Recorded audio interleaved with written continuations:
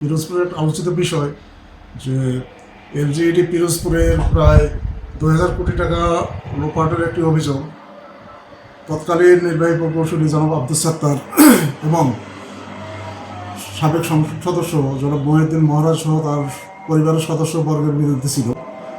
সেই সংক্রান্তে আমরা প্রজেক্টের অর্থ আত্মসাতের জন্য 8টা পৃথক মামলা দায়ের করি। এর এই ধারাবাহিকতায় তার অবৈধ সম্পদ অর্জনের অভিযোগটি আমরা অনুসন্ধান করি।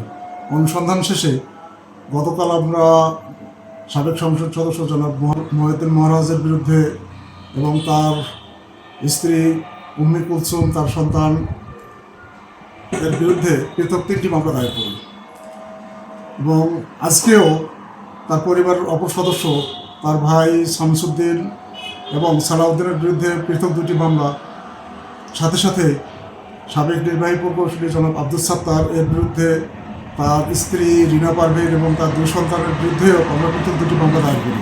মামলা দুটো এখন আমাদের নিকট তদন্তাধীন রয়েছে। অবৈধ সম্পদ অর্জনের অভিযোগে সাবেক সংসদ সদস্য জনাব মহিউদ্দিন মহারাজের বিরুদ্ধে 51,27,32,000 টাকা জ্ঞাত আয় বহির্ভূত সম্পদ অর্জন, তার স্ত্রী উম্মি কুলসুমের বিরুদ্ধে প্রায় 7 কোটি টাকার জ্ঞাত আয় বহির্ভূত সম্পদ অর্জন এবং তার ছেলে সাম্মাম জুনাইদ ইফতি এর বিরুদ্ধে প্রায় 2 কোটি টাকা অবৈধ সম্পদ অর্জনের অভিযোগে আমরা পৃথক 3টি মামলা দায়ের করি।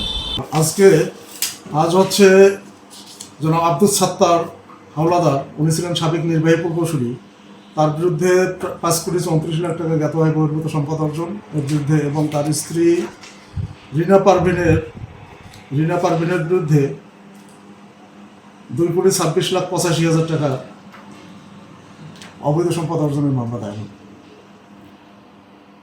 তাছাড়া জনাব মহিউদ্দিন মহারাজের ভাই